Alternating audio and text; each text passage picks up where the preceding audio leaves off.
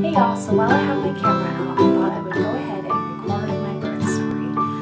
January 11th, 2016, at 39 weeks and 1 day, Austin and I left for the hospital to go deliver our much-awaited rainbow baby. We went in at 5:30 in the morning. That was hard. My surgery was scheduled for 7:30. I was feeling so pumped, and my friend is an OB nurse, and so she was there to greet me. She got all of my stuff together, gave me my gown. I went into the bathroom to change and took my last pregnancy pictures, and I was feeling all kinds of jazz. And I had brought this really awesome strapless bra. It's just cups right here, and it has these rubber things that stick to you right here, and I guess it's made for I don't know, a strapless and backless stuff. So I really didn't want my boobs out. You know how those gowns are really thin and flimsy, and I don't know, I was just feeling woo, my hair was all done, and I had makeup on, and I was just ready to meet this baby. So I put that on, and they pushed on my boobs so good, and I just felt amazing. So I went and I got back in the chair, and my friend came in and she gave me my IV. I got it right here this time, and it was really awesome. It barely even hurt, and after the poke, I didn't even feel it felt really comfortable in there. So props to my friend. Anyway, so she came in and was okay, now let's make sure you can have no metal on you, no earrings, no rings, no nothing. And then I didn't know if that bra thing had an underwire, and I didn't have the box. I had just taken it out. I'd gotten it at Walmart. I had taken it out and just put it in my bag. So I kind of started freaking out, and I'm well shoot, so you can't have any metal on because they put this cautery pack on your hip, and it's the lead for the cautery when you're having the surgery. So they hook into that, and that's how they're burning. And if you have metal on, it can send an electric current through your body and electrocute you, give you a heart attack. So fun. Anyway, so I was oh my gosh, what should I do? What should I do? So we talked back and forth, should I take the bra off? Should I leave it on? Should I take it off? Should I leave it on? Do you think there's underwire in it? So we felt and tried to bend it and see if it was plastic or metal or what, and we just couldn't tell. So finally, I called my mom at sometime between 5:30 and 6 or 6:30. I don't know. Anyway, but and I'm Mom, can you tell me if anywhere on this box? My mom was staying with us, by the way. My mom, my dad, and my nephew. And I'm can you see anywhere on the box where it says if it's underwire or if it's wire free or what? She couldn't find anything. So I was just oh my gosh. I mean, obviously I don't want to get electrocuted, but what if there's no thing in it? I want my perky boobs.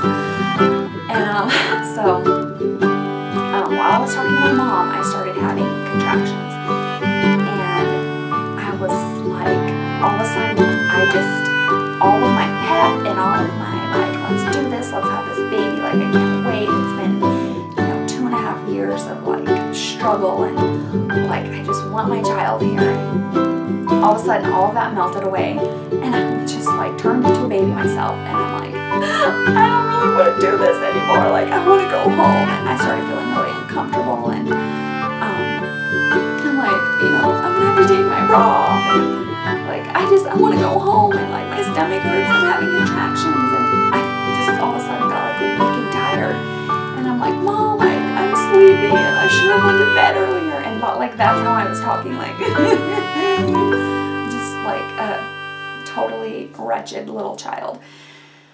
And so she was she comforted me and was it's okay, and my dad got on the phone and he prayed with me, and I know it sounds horrible, that's just how it was though.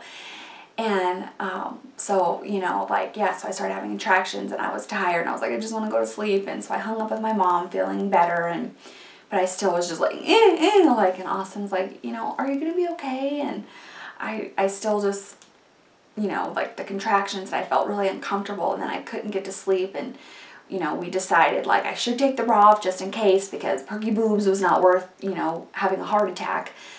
And so I took that off, and I was just just laying there hurry up, and everybody was running behind. And so then finally they came to get me, and so I decided to have my tubes tied.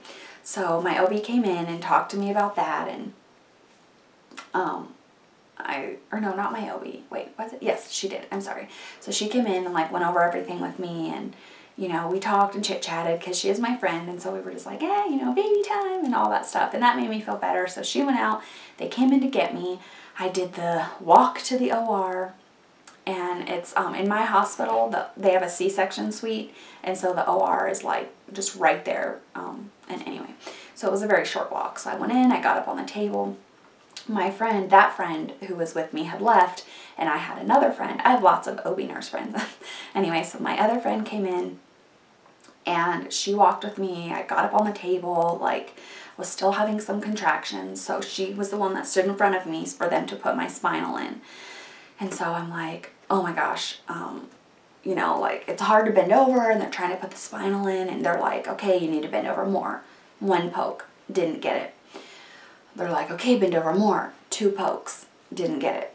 I'm like, okay, And so my poor friend is like trying to, like, you know, bend me over and get me in all these positions. 3 pokes, didn't get it. And I'm just like, oh, okay.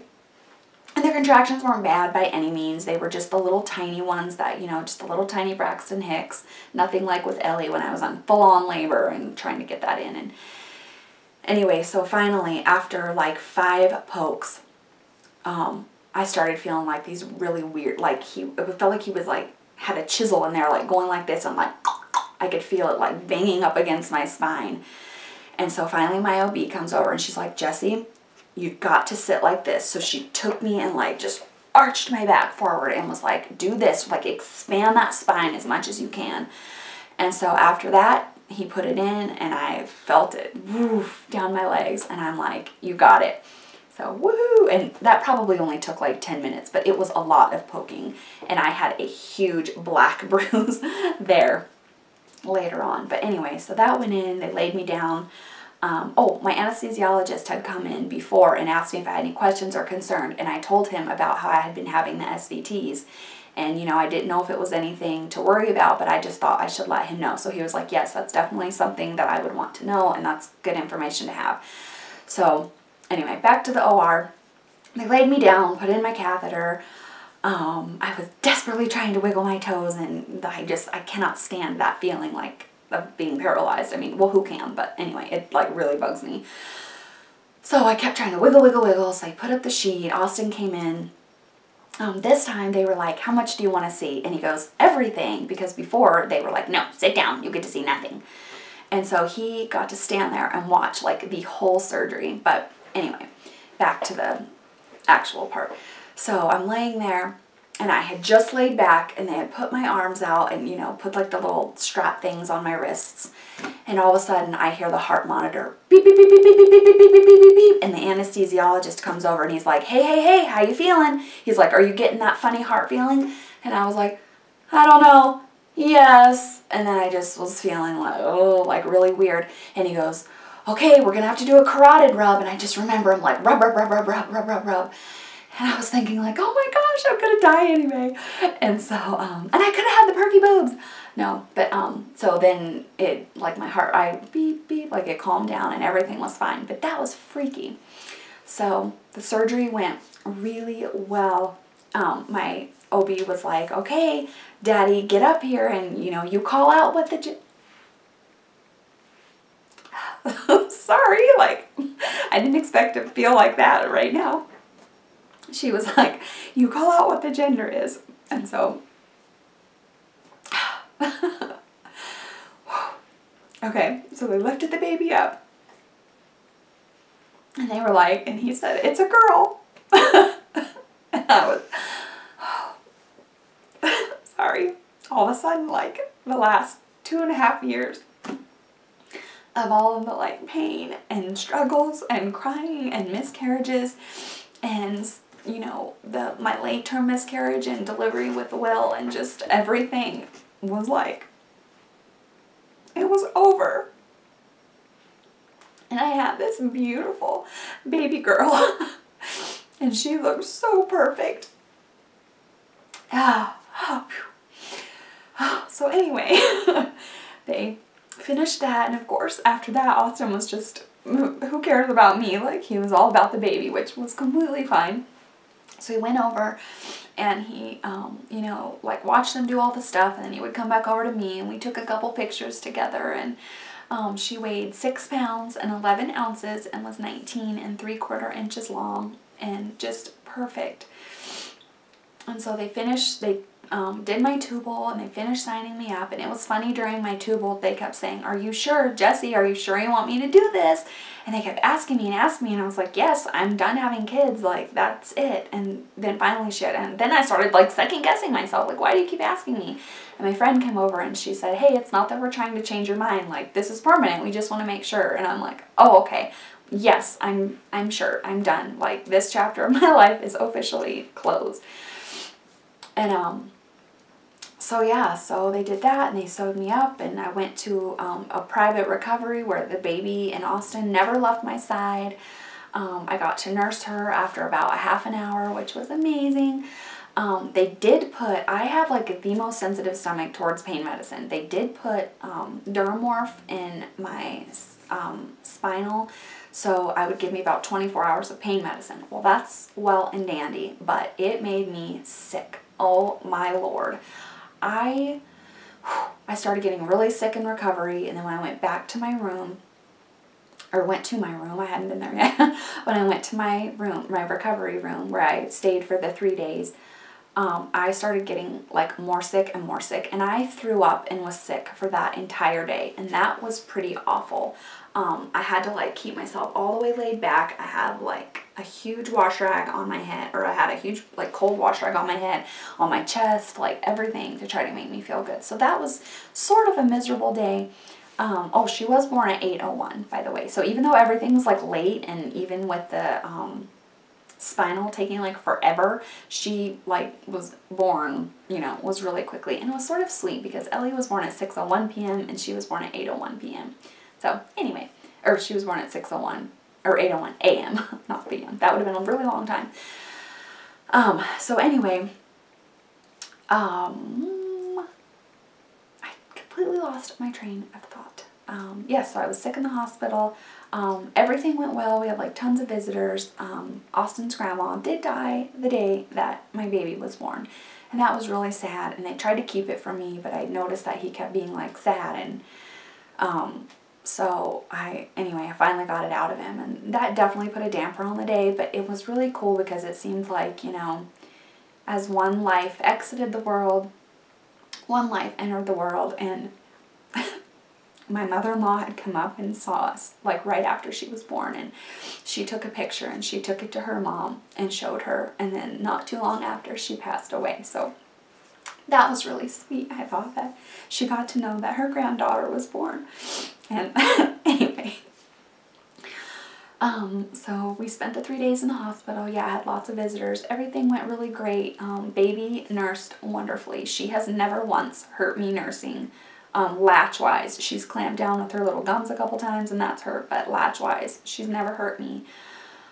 So that was really awesome. Or, you know, that was really cool since Ellie did not nurse well, ever. And, so the day we were, like, we could not decide on a name. I really liked the name Emerson. I don't like the nickname Emmy. If that's your child's name, it's beautiful, but just not for our baby. We had like gone through lots of different names. Austin wanted something like really girly. I don't really care for girly names. I always wanted my name to be Jessica James, so people call me Jessie James. Anyway, but, and I just was like, you know, we couldn't really decide on anything. It's not like we hated each other's names, but we were just like, meh, you know, that doesn't sound like our baby, that's, you know. So they were like, you cannot leave this hospital without naming this child, which is not technically true, but just it's easier. And so, oh, my baby is crying. So anyway, the day we were leaving, 5 minutes, like probably, no, maybe 10 minutes before we left, I texted him and said, he was in the bathroom. Anyway, so I texted him and was like, okay, what about the name Sadie? Like, I had seen that name before, and it had been on lists before, but not this time. And he was like, I love it. Are you sure you like that name? It's so girly. And I'm like, yeah, I like it. And so we ended up naming her Sadie. And oh, so we liked,